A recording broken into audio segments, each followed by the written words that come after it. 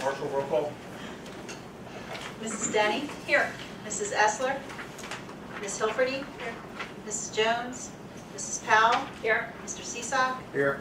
Mrs. Stone? Here. Mr. Tinsley? Mr. Armour? Here. Thank you. 2.01 is approval of minutes. Motion is to approve the minutes of the regular meeting from January 24th, 2018. Do I have this motion? Second. Questions or comments? All those in favor? Aye. Opposed? Motion passes. 2.02 is the invoice listing. Motion is to approve the invoice listing for January 2018 through February 2018. Do I have this motion? So moved. Second. Questions or comments? All those in favor?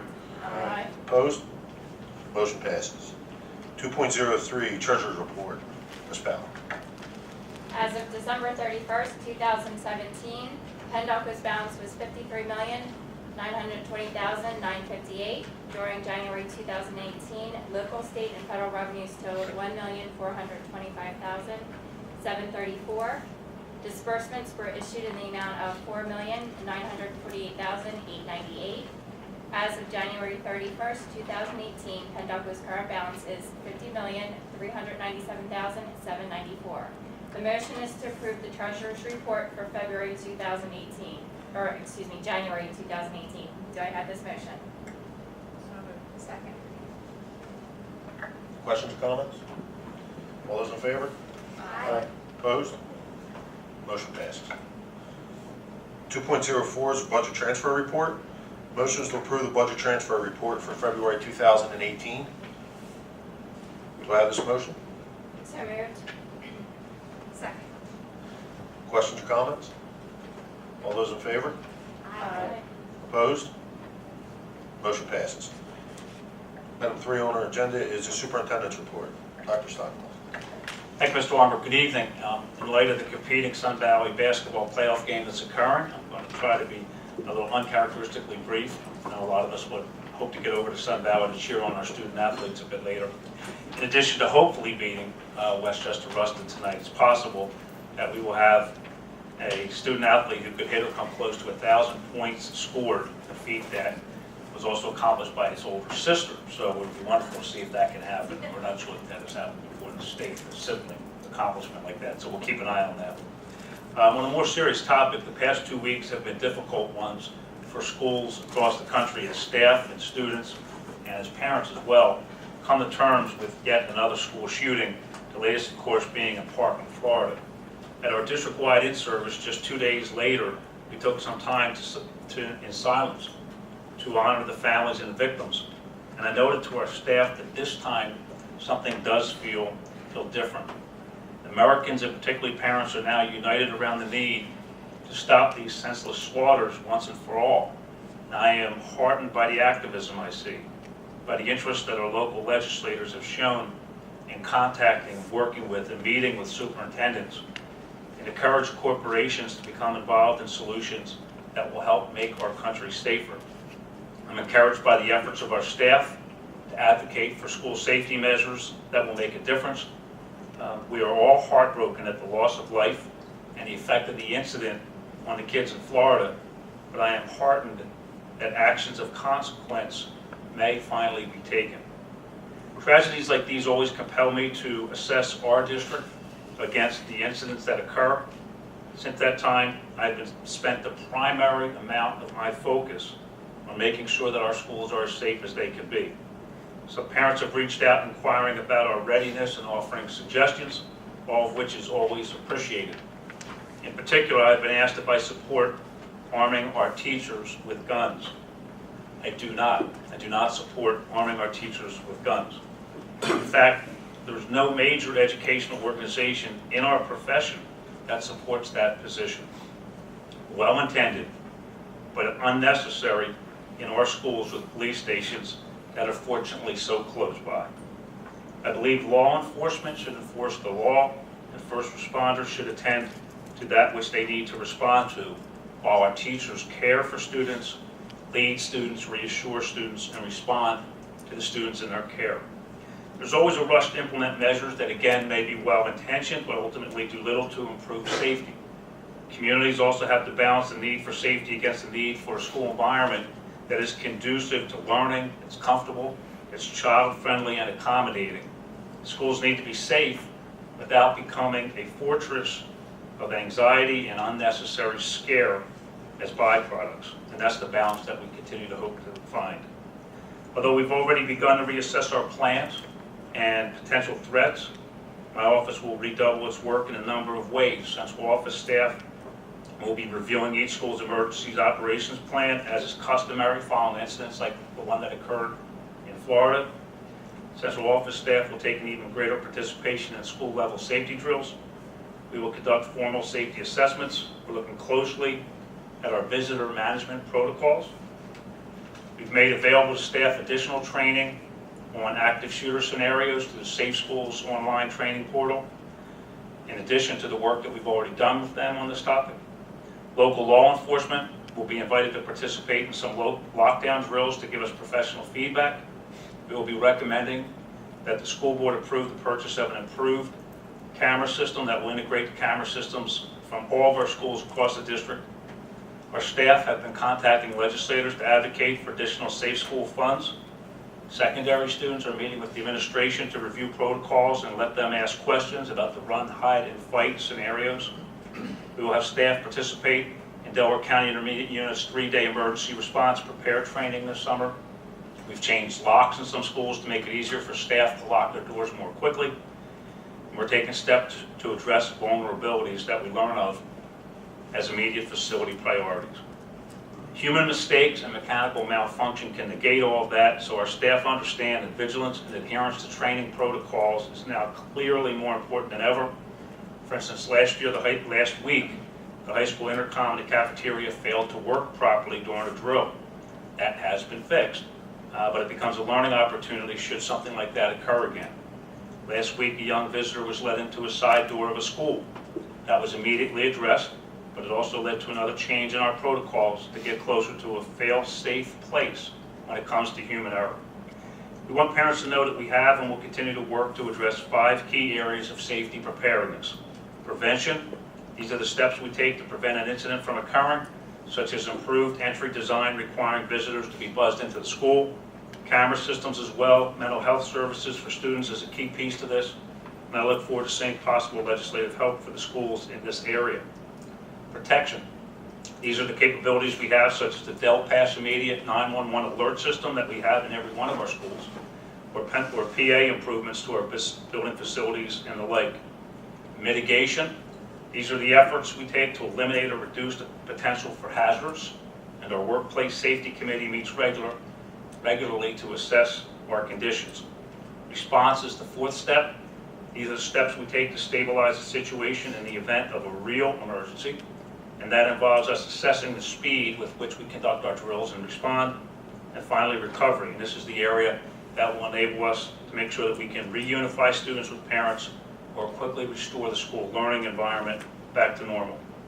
So all these steps get our attention, so we confidently say that we are making efforts to have our schools as safe as we can make them be. Let me close by offering my compliments to 70 of our staff members who ran sessions in our 2nd annual Excellence in Education Conference. It was a tremendous day. people left that day feeling inspired, proud of their colleagues, and more importantly, filled with a lot of new knowledge and skills that they put to work since that time. I also want to mention that last weekend, Northland Middle School students outdid themselves, put on one of the finest play performances that I have ever seen from a middle school with Lion King Jr. I want to thank a number of our board members who attended those performances as well and had their family members out. I'm sure you'll agree with me. And looking ahead, tomorrow night we open our doors at Sun Valley for the PDEA-sponsored Read Across America event, which is always a fantastic and tremendous event as well. Thank you. Thank you, Dr. Stommel. Announcement for the public. In accordance with Act 48, the board met in an executive session this evening to discuss litigation and personnel matters. Item number 6 is Legislative Council report. There is none tonight, since Lisa's not here. Number 7 is comments by members of the public.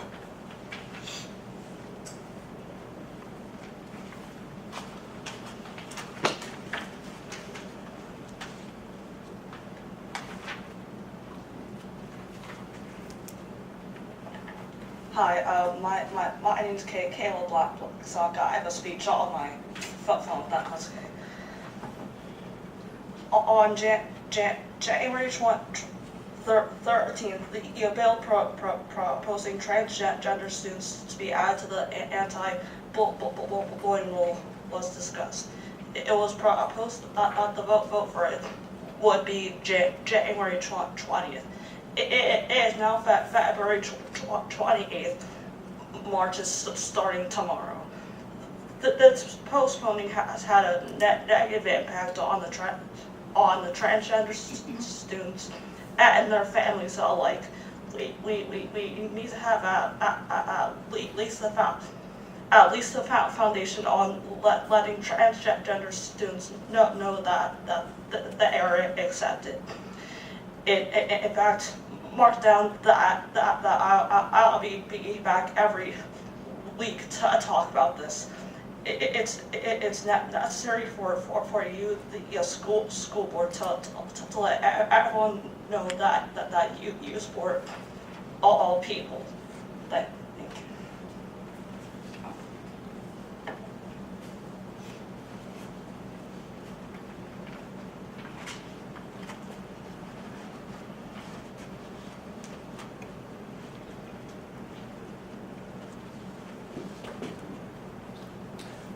Good evening, members of the board.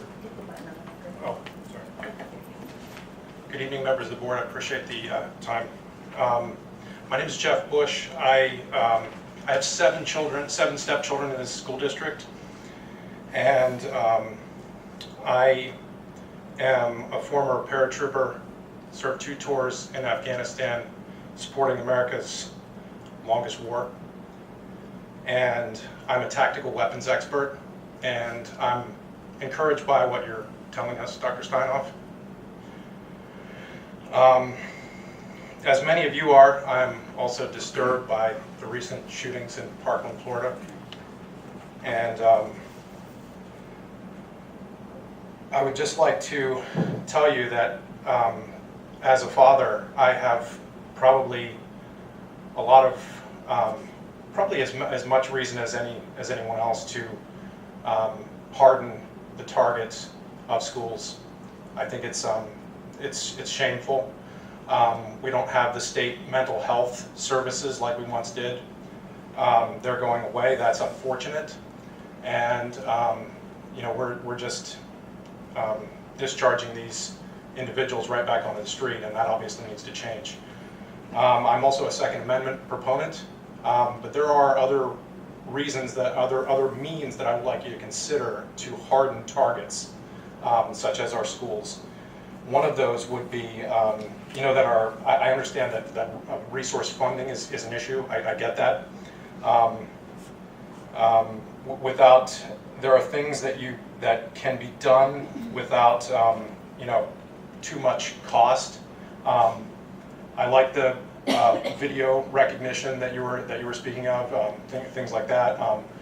I would like to also have you consider, some bulletproof doors or something like that, or some spaces where students can go that they can be safe.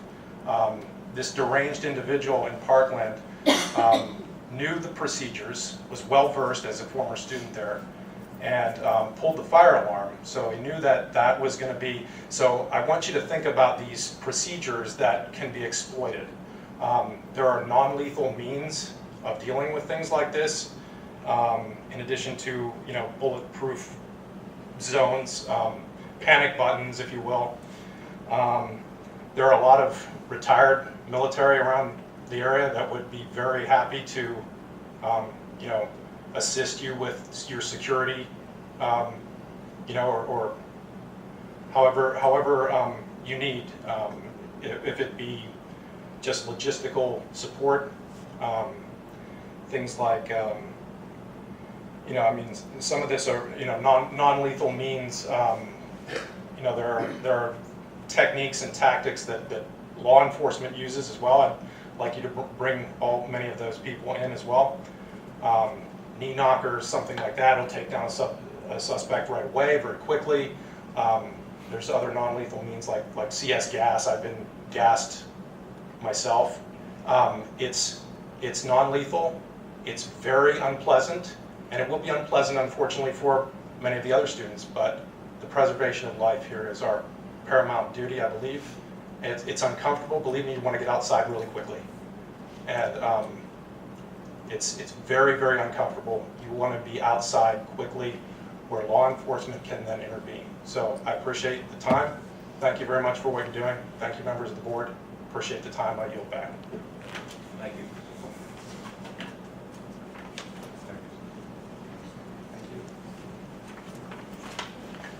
How you doing? My name's Eric Blackstock, 604 Hillside Avenue.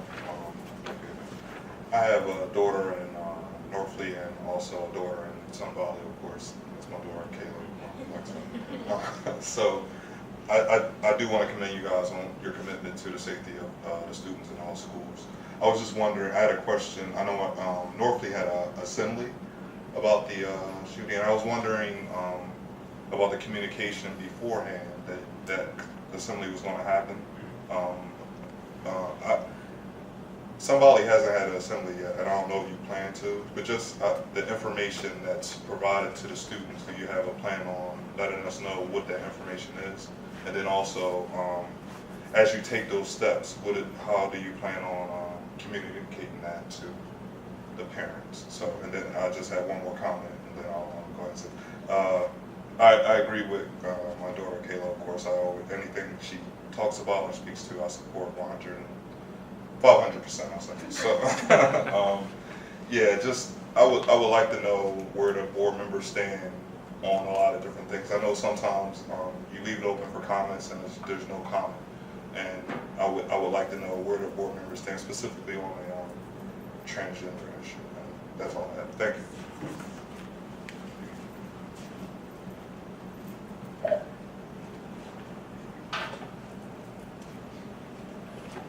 I just wanted to address the part that I could address on the issues with regards to the assemblies. So the schools have always had their regular drills for lockdown drills or for evacuation drills, off-site drills. But given the real sensitive nature of this incident, we thought it needed to be an opportunity to bring the kids together to see what questions they might have. Give them the opportunity to clarify some things, and go back into their classrooms after assembly, and then still possibly talk to their teachers if they have more questions. Really, we decided to do that because we thought we needed to close the loop, particularly with regards to what you do in an active shooter scenario. So although we provided training with law enforcement to our staff back in November, we realized, you know what, we need to go to the next layer to try to reassure particularly the secondary kids who have a little bit more of an independent mind. So what do you do if this occurs? Mr. Blair had sent a message to parents indicating that we would have that assembly. We don't like to send out specifically everything that's told. What we've learned is sometimes then you have people as adults like, well, I wouldn't do that, that's crazy. I think instead what you should do is get on your cell phone and contact me immediately. We're telling kids, no, don't get on your cell phone because we need you to take care. So I mean, I would absolutely encourage you to contact Mr. Blair. I can ask him to contact you, and he can share with you a little bit more specifically about kind of the steps that we're taking with the kids what we're trying to say, but a lot of it is to offer reassurance. With the high school, it's interesting, some of the high school kids are reaching out to us and saying, we feel safe, but what we feel concerned about is mental health issues of some of our teenage friends. So what do we do when we see a kid in crisis, or people who think that they report it to our staff and the staff doesn't do anything? Not correct, it's just that we can't tell them what we do, obviously. So we just, Mr. Sasson wants to make sure that there's kind of a forum for the kids to kind of talk a little bit, and if there's questions, make sure that we're clarifying.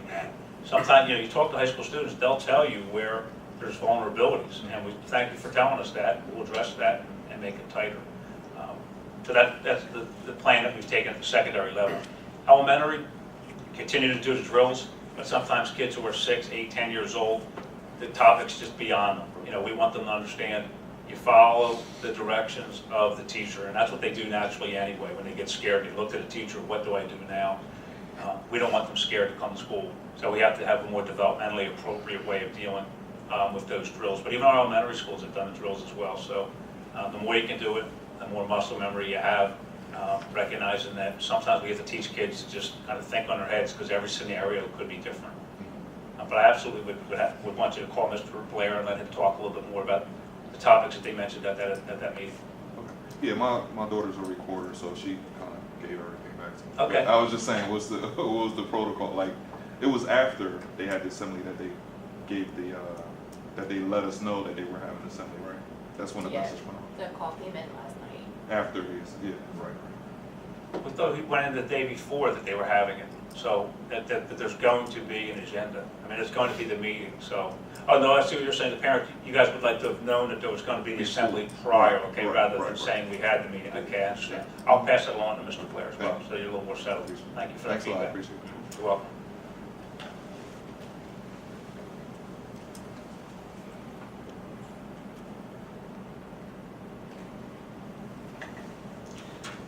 Number 8 on the agenda is items for board review. Starts on page 2 at the top, 8.01, personal professional. Continues through page 3, all of page 4. This references Pendelco Budget 2017-2018, Act 93 plans, PDEA agreement, PDESPA agreement, PDSSPA agreement, and PA School Code Section 1108B. It is the administrative recommendation to approve all personnel items as presented. Do I have this motion? So Second. All questions or comments? All those in favor? Aye. Opposed? Motion passes. Tonight, the board will utilize a consent agenda to approve items 8.03, continued on to page 6, 8.17. Does any board member wish to remove any consent agenda item? If not, I need a motion to approve agenda items 8.03 through 8.17. So moved. Second. Questions or comments? Please note that all contracts, preparations, and solicitation of bids are subject to the review of the approval of the solicitor. All those in favor? Aye. Opposed? Motion passes. Number 9, comments by members of the public. Number 10 is comments by members of the board.